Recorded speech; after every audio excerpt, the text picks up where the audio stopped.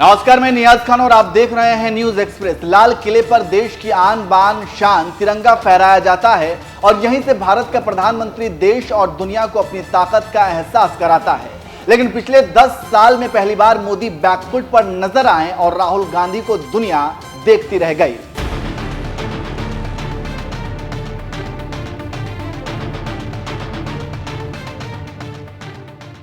देश ने इस साल 78वां स्वतंत्रता दिवस मनाया और देश भर में इस बार के स्वतंत्रता दिवस को जोश और खरोश के साथ मनाया गया।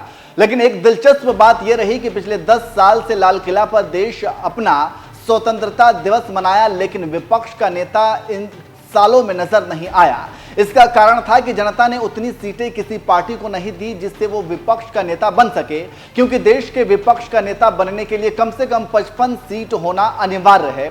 लेकिन दुर्भाग्य से कांग्रेस को 10 साल तक उतनी सीटें नहीं आई। लेकिन इस बार कांग्रेस को जनता ने 99 सीटें दी तो नरेंद्र मोदी को मजबूर होकर विपक्ष का पद देना पड़ा और यही बीजेपी और नरेंद्र मोदी के लिए मुश्किल का कारण बन गया है और अब विपक्ष नरेंद्र मोदी को नाको चने चबवा रहे हैं। उसी कड़ी में लाल किले पर एक बार फिर राहुल गांधी ने नरेंद्र मोदी को पीछे छोड़ दिया है। जानकारों का कहना है कि आखिर मोदी यूपीए के मनमोहन सिंह की तरह व्यवहार क्यों कर रही है और क्यों सेल्फ गोल करके अपनी धज्जियां उड़वा रही हैं। जैसे लाल किले पर हुआ मोदी के भाषण से ज्यादा चर्चा राहुल गांधी के अपमान का हुआ। आखिर जब सभी कैबिनेट मिनिस्टर अगली पंक्ति पर बैठे हैं तो एक राहुल गांधी को पीछे की 5वीं पंक्ति में बैठाने की क्या जरूरत थी। सारा लाइमलाइट राहुल गांधी लूट ले गए और नरेंद्र मोदी पिछड़ते नजर आने लगे। इसी को लेकर लोग कह रहे हैं कि अब नरेंद्र मोदी अपनी ही पैर में कुल्हाड़ी मार ली है। खुलता किसी पे क्यों मेरा दिल का मामला, मेरे शेरों के इंतखाब ने मुझे रुस्वा कर दिया।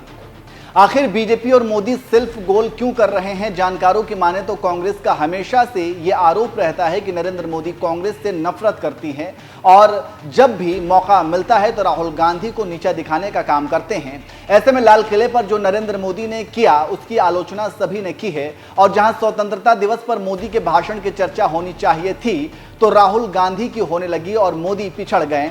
क्योंकि आप राहुल गांधी से नफरत कर सकते हैं लेकिन एलओपी यानी कि लीडर ऑफ ऑपोजिशन से कैसे नफरत कर सकते हैं, और यहीं पर नरेंद्र मोदी पिछड़ गए। आप इसे ऐसे समझ सकते हैं कि देश की जनता जो 36% है उन्होंने मोदी को वोट दिया, जबकि मोदी के खिलाफ 64% वोट पड़े।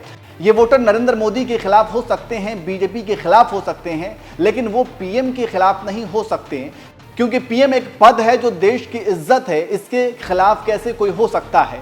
यही बात नरेंद्र मोदी और सलाहकारों को नहीं आ रही है, क्योंकि राहुल गांधी का विरोध करो अच्छा है, लेकिन एलओपी का कैसे विरोध किया जा सकता है। एलओपी पद है, इस पद से नरेंद्र मोदी नफरत करते हैं, ये ठीक नहीं है। राहुल गांधी को संविधान पावर देता है और जो एलओपी होता है उसका दर्जा कैबिनेट मंत्री का होता है। ऐसे में नरेंद्र मोदी कैसे बेवकूफ़ी कर सकते हैं। एक एलओपी को रहना, खाना, बंगला और वो सारी सुविधाएं मिलती हैं जो एक कैबिनेट मिनिस्टर को मिलता है। आपने देखा होगा कि सरकार ने ही विपक्ष के नेता को 8 टाइप का बंगला दिया, लेकिन लाल किले पर जब बैठने की बात आई तो 5वीं पंक्ति में बैठा दिया। ये मानसिकता कैसी। अगर मोदी को अपना रुतबा बदलना है तो छोटी मानसिकता बदलनी होगी और बड़ा दिल दिखाना होगा। देखना होगा कि आगे फिर नरेंद्र मोदी ऐसी गलती ना करें, नहीं तो बीजेपी और नरेंद्र मोदी अपना ही नुकसान करेंगे और किसी का नहीं।